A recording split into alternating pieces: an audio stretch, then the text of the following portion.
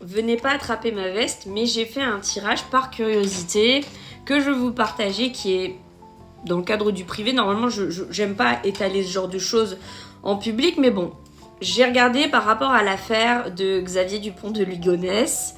Alors, ça m'a pas expliqué où il est, mais ça m'a expliqué dans quel contexte, pourquoi il avait fait ça, etc. Alors, je ne connais pas du tout, finalement, le fond du problème. Je sais juste que on me dit...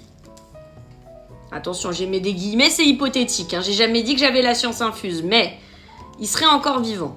Il aurait refait sa vie, ok? Déjà, ça, c'est une chose. Il a refait sa vie... C'est devenu une coquille vide, hein, son ancienne vie. Hein. Là, donc, à mon avis, même en termes d'apparence, il a refait sa vie. Il ressemble plus du tout à l'image que vous aviez connue de lui. Déjà. Deuxième chose, il y a eu beaucoup de changements dans sa vie actuelle. Ce n'est plus du tout Xavier Dupont de Ligonnès, que ce soit sur le plan physique, que ce soit sur le plan de sa vie, de ce que vous avez connu de lui, même peut-être même de son nom. Il a fait tout ça durant la nuit. Alors moi, je sais pas quand est-ce que ça s'est fait, hein, mais en tout cas, apparemment, son crime a été commis durant la nuit, après, du coup, un pic de folie. Ok? Donc, il a pété les plombs. Apparemment, il y avait des histoires avec une autre femme, une maîtresse, ok? Bon, moi, je vous dis ça comme ça. Ça parle de maîtresse, blablabla. Bla, bla, bla. Ça a créé effectivement beaucoup d'ennuis dans sa famille, dans son couple. Et il était aussi espionné à cause de problèmes d'argent. Donc, il avait énormément de dettes.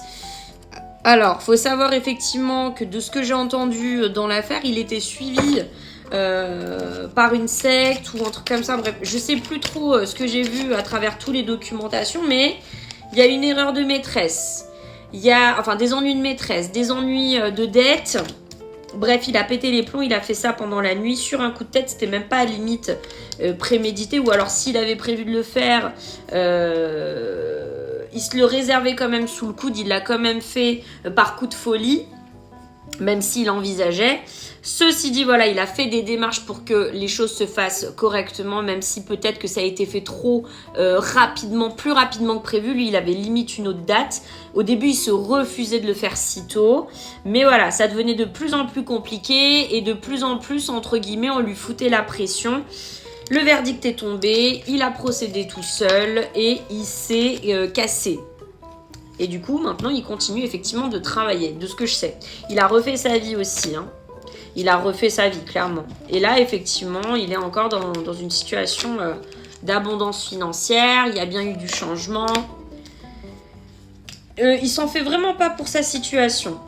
La menace, elle est vraiment derrière lui, pour lui. Hein. Lui, il a vraiment bien géré son truc. Donc, logiquement, c'est un peu compliqué de le retrouver, les gars. On va le retrouver, mais beaucoup plus tard que ce qu'on le pense.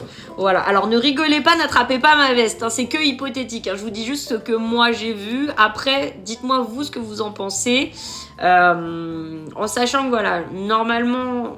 Je suis une bonne voyante dans le sens où ce que je dis se réalise et j'arrive à retracer le passé. Maintenant, est-ce qu'il y a des zones d'ombre pour vous ou est-ce que vous avez un avis différent sur ces choses-là? Ce n'est que hypothétique, je me redis.